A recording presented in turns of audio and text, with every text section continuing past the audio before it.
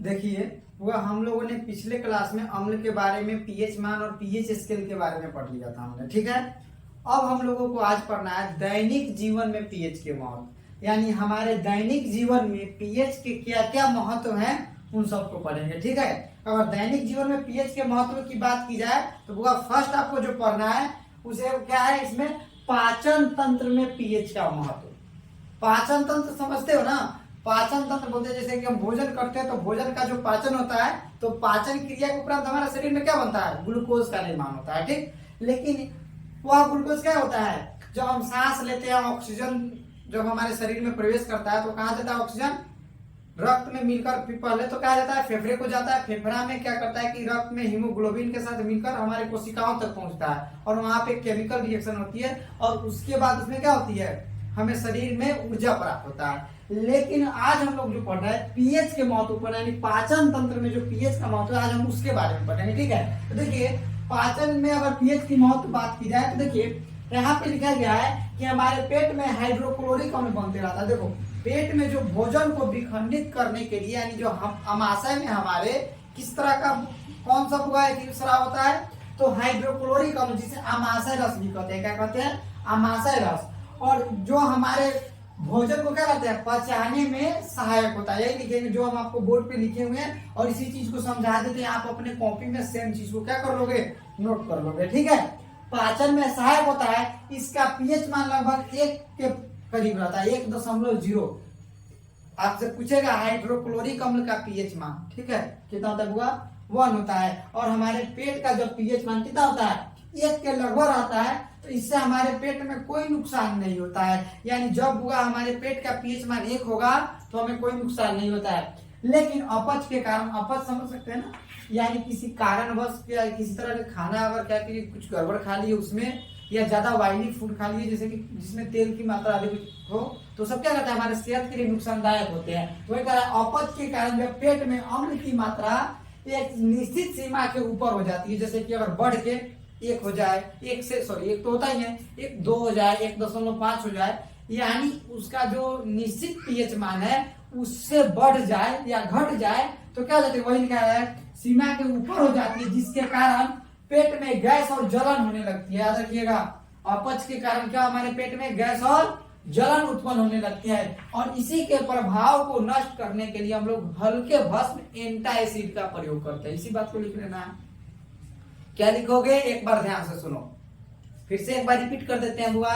हमारे पेट का पीएच मान कितना होता है, लगभग 1.0 के आसपास रहता है, ठीक है। लेकिन किसी कारणवश अपच के कारण जब हमारे पेट की अम्लीयता बढ़ जाती है तो क्या होगा, अम्लीयता बढ़ने के कारण क्या होता है, गैस और जलन उत्पन्न होने लगती है। लिखे भी है गैस, और जिसके कारण क्या होता है, पेट में गैस और जलन उत्पन्न होने लगती है। और इसी गैस और क्या जलन को कम करने के लिए वो हल्के भस्म, देखो भस्म का ही इस्तेमाल क्यों करते हैं, वो क्योंकि यह एसिड है, क्या है, तो देखो जो अम्ल एसिड है, हाइड्रोक्लोरिक अम्ल है, तो इसकी प्रतिक्रिया किसी भस्म से करा देंगे, बेस से, कोई भी अगर बेस जो हल्के भस्म से करा देंगे तो क्या होगा, ये दोनों मिलकर क्या कर लेगा, लवण यानी न्यूट्रलाइजेशन कर देगा, यानी इसको उदासीन कर देगा, जिससे हमारा पीएच मान किसके करीब फिर पुनः क्या आ जाता है, 1 के लगभग आ जाता है, यानी 1 के आसपास आ जाता है, जिसके कारण हमारा क्या हो जाता है, गैस और पेट में जलन कम हो जाती है, ठीक है। तो जो लिखा गया है इसको आप क्या कर सकते हैं, नोट कर लीजिए, स्क्रीनशॉट कर लीजिए इसका, और आप इसको क्या कर लेंगे, नोट कर लेंगे, ठीक है। उसके बाद होगा पीएच परिवर्तन का दांतों पर प्रभाव। पीएच में परिवर्तन से हमारे दांतों पर क्या प्रभाव होता है, तो देखिए जब वो मीठा भोजन करते हैं, मीठा भोजन बोला जाता है शर्करा युक्त भोजन, लिखा भी होगा इसमें, देखिए जब हम शर्करा युक्त भोजन ही बोले तो होगा किस प्रकार का भोजन, मीठा भोजन कर लेते हैं, किस तरह का भोजन, मीठा भोजन कर लेंगे तो क्या होगा, मीठा भोजन करने से क्या होता है कि हमारे मुंह में मौजूद बैक्टीरिया अपघटित होकर क्या करते हैं, अम्ल का निर्माण करते हैं। क्या करते हैं, किसका निर्माण करते हैं, एसिड बना देता है। यानी जब हम भोजन करते हैं ना तो भोजन, मीठे भोजन में क्या पाए जाते हैं, अगर आपसे पूछा जाएगा तो देखो इसमें भी लिखा गया कि जब मीठा भोजन बोले तो जिसमें कार्बोहाइड्रेट वगैरह सब पाया जाता है, ठीक है, तो या ग्लूकोज भी मीठा होता है ना। तो चलो यहाँ पे क्या बोलेंगे, जब हम शर्करा युक्त भोजन करते हैं तब हमारे मुंह में मौजूद बैक्टीरिया क्या जाते हैं, अब घटित होकर अम्ल का निर्माण करते हैं। किस क्या बनाते होगा, अम्ल का निर्माण करते हैं, अम्ल का निर्माण करता है, जिससे हमारे मुंह का पीएच मान 5.5 से कम होने लगता है। हुआ अगर पूछेगा ऐसा ऑब्जेक्टिव में पूछ दे कि मुंह का पीएच मान कितना होता है, तो कितना लिखेंगे? हुआ 5.5 यहाँ पे है, क्या है? 5.5 होता है, ठीक है। और ये जब इससे क्या हो जाएगा, कम होने लगता है, तब हमारे दांत का जो इनामेल परत होता है, इनामेल को क्या बोलते हैं? हुआ यहाँ पे देखो हिंदी में लिखे दंत वल्क, क्या लिखे है? दंत वल्क। तो आपसे देखो वही इनामेल परत क्या हो जाता है, एसिड के कारण, अम्ल के कारण क्या हो जाता है, नष्ट होने लगता है, और हमारे मुंह का लार क्षारीय होने लगता है। और हमारे मुंह का लार किस तरह से होने लगता है? क्षारीय होने लगता है। लेकिन बुआ यह जो क्षार जो होता है ना, यह उस अम्ल को न्यूट्रिएंट मतलब उदासीन नहीं कर पाता। इसके लिए हम लोग क्या करते हैं? टूथपेस्ट का इस्तेमाल करते हैं। किसका इस्तेमाल करते हैं? टूथपेस्ट का इस्तेमाल करते हैं, जिसके कारण क्या हो जाता है, हमारे जो मुंह का जो अम्ल, जो हमारे मुंह में उपस्थित जो अम्ल होते हैं, उनका पीएच मान फिर से अपने निश्चित सीमा के कारण जाता है और हमारा दांत सुरक्षित बच जाता है। अगर मान लीजिए बुआ क्या कर रहे हैं कि हम लोग अगर दातुन कर रहे हैं जिसमें टूथपेस्ट नहीं यानी ब्रश कर रहे हैं और बिना टूथपेस्ट का करेंगे, तो क्या है, हमारे दांतों के लिए नुकसानदायक है। नीम का दातुन का भी आप प्रयोग कर सकते हैं। नीम के दातुन में भी क्या होता है बुआ? क्षार पाया जाता है, जो क्या करता है, हमारे दांत को सुरक्षित करता है। तो नीम के दातुन से आप यूज कर सकते हैं, या टूथपेस्ट, कोई भी टूथपेस्ट ले लोगे जिसमें क्या होगा, हल्का जो भस्म होता है वो क्या कर देता है, हमारे दांत को सुरक्षित करता है। रीजन क्या है होगा उसका कि देखो, जब हम भोजन किए तो भोजन के उपरांत क्या होगा, हमारे मुंह में मौजूद बैक्टीरिया अपघटित होकर क्या कर लेते हैं, अम्ल का निर्माण करते हैं, और वह अम्ल क्या हो जाता है, हमारे दांत के इनामेल परत को नष्ट करता है। किसको नष्ट करता होगा? इनामेल परत को प्रभावित करता है। और इसी इनामेल परत को प्रभावित होने से बचने के लिए हम लोग क्या करते हैं, किसका इस्तेमाल करते हैं? हम इसी इनामेल परत को बचाने के लिए किसका इस्तेमाल करते हैं हम लोग? तो टूथपेस्ट का इस्तेमाल करते हैं, और यह टूथपेस्ट हमारे दांतों को क्या करते हैं, सुरक्षा प्रदान करते हैं। जो किस तरह का होता है बुआ? क्षारीय होता है। टूथपेस्ट किस तरह का होता है? क्षारीय होता है, जिसके कारण देखो अम्ल के प्रभाव को अगर कम करना है तो उसमें क्षार का ही यूज करेंगे। कारण कि बुआ अम्ल जो है वह क्या करता है, भस्म से अभिक्रिया करके लवण और जल का बना देता है, और अपना अम्लीय गुण क्या कर देता है, खो देता है। ठीक है, उसके बाद है बुआ, इसको पहले आप नोट कर लीजिए इसको भी। फिर हम लोग देखते हैं थकान के समय शरीर में मांसपेशियों में अम्ल की उत्पत्ति, इसको नोट कर सकते हैं आप। ठीक है,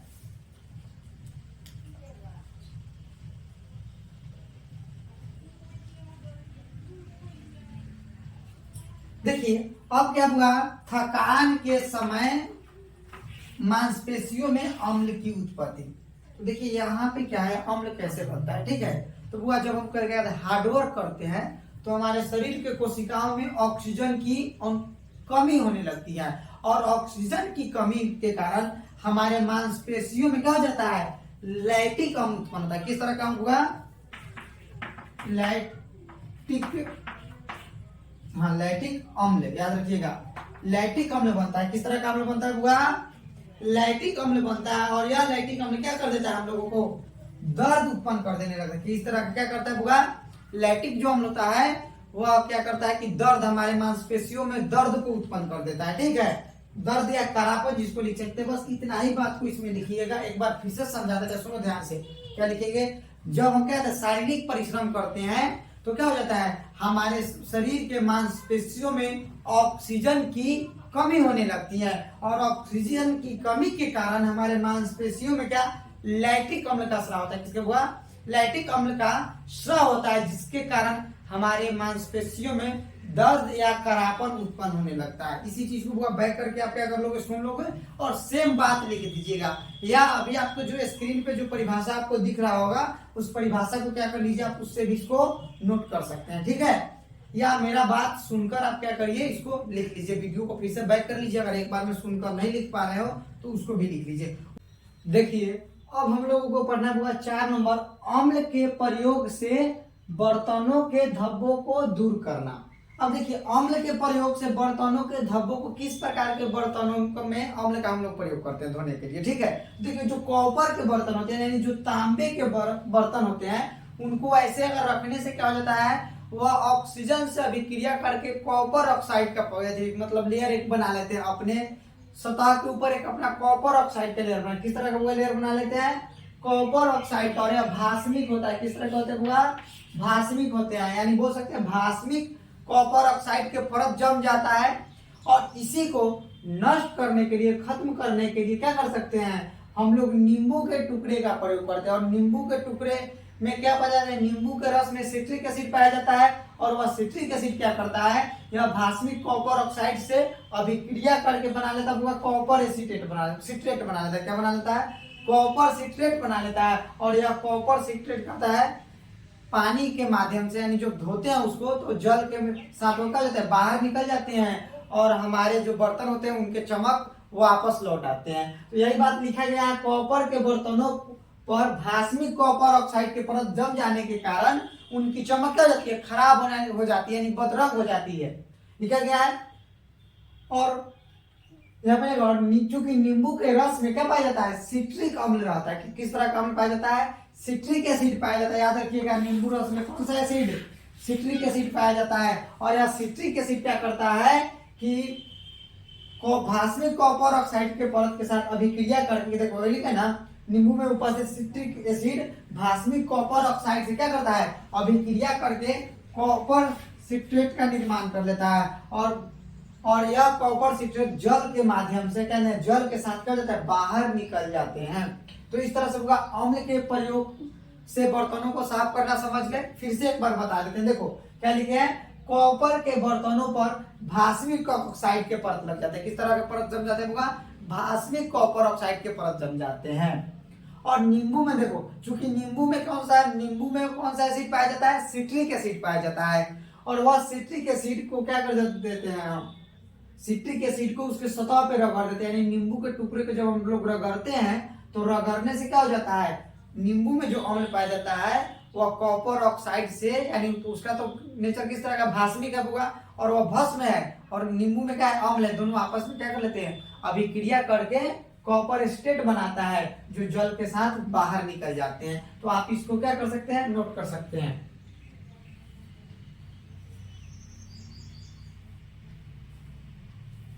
तो आप इसको अच्छे से नोट कर लिए होइएगा। कॉपी में आप अपना क्या करिए, देखो जब भी वीडियो देखो तो कॉपी कलम साथ में लेकर बैठो और जितने चीज को बताए उसको आप अच्छे से क्या करोगे?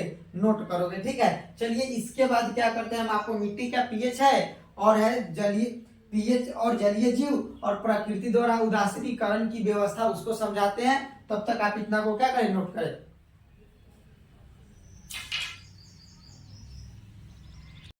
अभी हम लोगों ने पढ़ा कि दैनिक जीवन में जो पीएच के महत्व है, उन पीएच के महत्व में मैंने फर्स्ट बताया पाचन तंत्र में पीएच का महत्व, दूसरा था पीएच परिवर्तन का दांतों पर प्रभाव, और तीसरा क्या था? थकान के समय मांसपेशियों में क्या? दर्द उत्पन्न होना, ठीक है। या अम्ल की उत्पत्ति था। वही उसके बाद है अम्ल के प्रयोग से दाग धब्बों को क्या करना? बर्तनों को साफ करना, यानी दाग धब्बों को क्या करना? धोना। अब है उसके बाद मिट्टी का पीएच मान। क्या हुआ? मिट्टी का पीएच मान। तो देखिए मिट्टी का जो पीएच मान यदि 7 के आसपास रहे, कितना रहेगा? 7 के आसपास, तो पौधों की जो वृद्धि होती है वह संतोषजनक ढंग से होती है, यानी वह नियमित विकास करते हैं। लेकिन किसी कारणवश जब मिट्टी में अत्यधिक अम्ल की मात्रा या क्षार की मात्रा हो जाने से क्या हो जाती है? मिट्टी अम्लीय या जब क्षारीय हो जाती है, क्या हो जाती है? मिट्टी जो होता है अम्लीय या क्षारीय हो जाती है, तो क्या होता है? जिससे के कारण हमारे पौधों का विकास रुक जाता है, ठीक है। और इसके मतलब अम्ल को कम करने के लिए हम लोग कैल्शियम कार्बोनेट डालते हैं। क्या डालते हैं इसमें? कैल्शियम कार्बोनेट डालते हैं। और इस कैल्शियम कार्बोनेट, जिसको कली चूना या भखरा चूना भी कहा जाता है, भखरा चूना या कली चूना डालकर क्या किया जाता है? हमारे मिट्टी की अम्लीयता को कम करके और पीएच को क्या किया जाता है? नियंत्रित किया जाता है, ठीक। तो देखो यही लिखा है, मिट्टी का पीएच 7 के आसपास रहने पर ही अधिकांश पौधों की वृद्धि क्या होती है? संतोषजनक ढंग से होती है, यानी अच्छे रूप से होती है। मिट्टी के अत्यधिक अम्लीय या क्षारीय होने के कारण, यानी मिट्टी को जो अम्लीय या क्षारीय होने के कारण क्या होते हैं? पौधों की वृद्धि रुक जाती है। और इसी अम्ल को, यानी अम्लीयता को कम करने के लिए क्या किया जाता है? कैल्शियम कार्बोनेट का प्रयोग किया जाता है। कैल्शियम कार्बोनेट या भखरा चूना या कली चूना का प्रयोग करते हैं, जिससे हमारे क्या होता है, मिट्टी का पीएच नियंत्रित हो जाता है। बस यही बात आप अपने एग्जाम में लिख लोगे, आप इसको अपने कॉपी में नोट करिए, हो जाएगा। उसके बाद है पीएच और जलीय जीव। तो देखिए जल का तो पीएच मान 7 होता है, तो यही कह है जल का पीएच एक निश्चित सीमा में जब तक रहता है तब तक उसमें वास करने वाले मछलियां या जलीय जीव आसानी से उसमें क्या करते हैं, सर्वाइव करते हैं, रहते हैं। लेकिन अम्ल वर्षा या किसी कारणवश जब पानी क्या हो जाता है, अम्लीय हो जाते हैं और नदियों तालाबों का पीएच क्या हो जाता है, घटकर कम हो जाता है, तो जलीय जीव के अस्तित्व क्या हो जाते हैं, संकट में पड़ जाते हैं। वही बात लिखा गया है, जल का पीएच मान एक निश्चित सीमा के अंदर रहने पर उसमें वास करने वाली मछलियां या अन्य जीव सुरक्षित रहते हैं, यानी उनको कोई तकलीफ नहीं होती है। लेकिन अम्ल वर्षा या किसी अन्य कारणों से, ठीक है, कहते हैं तालाबों का पीएच बहुत जब कम हो जाता है तो जलीय जीव के अस्तित्व क्या हो जाते हैं, संकट में आ जाते हैं। ठीक, बस इतना क्या करिएगा, आप नोट कर लीजिए, आपको नंबर मिल जाएंगे। ठीक,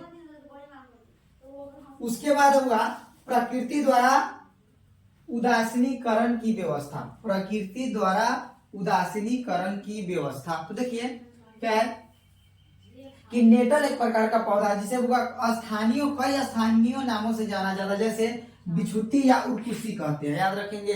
नेटल का दूसरा नाम बिछुत्ती या उरकुसी कहा जाता है। और देखिए नेटल के जो पौधे में होते हैं ना, डसने वाले रोए पाए जाते हैं, यानी हमारे स्किन में वो छू जाएगा ना, जिसके कारण वो खुजली उत्पन्न कर देती है। इसका कारण है हुआ कि इसके मतलब डंक में ना क्या पाया जाता है, फॉर्मिक एसिड पाया जाता है। फॉर्मिक एसिड का सूत्र होता है HCOOH, ठीक है। और यह फॉर्मिक एसिड जब हमारे स्किन में टच में कर जाते हैं तो क्या होता है, हमें खुजली उत्पन्न होने लगती है। और जहां पे नेटल का पौधा होगा उसी के आसपास डक का पौधा भी आपको मिलेगा। देखिए अभी आपके स्क्रीन पर डक और नेटल दोनों का पौधे का फिगर आपको दिख रहा होगा, चित्र उसका आपको हम क्या कर दिए हैं कि बता दे रहे हैं। देखो यह जो है जिसपे लिखा हुआ है नेटल प्लांट, वो नेटल है, जिसपे डक लिखा हुआ है डक प्लांट है। ठीक, तो यहाँ पे देखो क्या होता है कि नेटल के पौधे में क्या पाया जाते हैं, फॉर्मिक एसिड पाया जाता है। क्या पाया जाता है, फॉर्मिक एसिड। और जब भी क्या हो जाएगा कि आपकी स्किन से छू जाएगा तो जलन और खुजली उत्पन्न करने लगेगा। और इसके प्रभाव को नष्ट करने के लिए इसी के आसपास में क्या होता है, डक का पौधा मिलता है और उसके पत्तों को तोड़कर खुजली वाले स्थान पर रगड़ देने से क्या हो जाती है, खुजली खत्म हो जाती है। यानी उसमें क्या पाया जाता है, भस्म पाया जाता है, यानी क्षार पाया जाता है। और वह क्षार इस अम्ल को क्या कर देता है, उदासीन कर देता है। इसीलिए इसे कहा जाता है प्रकृति द्वारा उदासीनीकरण की व्यवस्था। ठीक है, इसका परिभाषा भी आपको स्क्रीन पे दिख रहा हो, इसको आप क्या कर सकते हो, नोट कर सकते हो। तो चलिए आज के लिए इतना ही, फिर आपसे मिलते हैं अगले वीडियो में।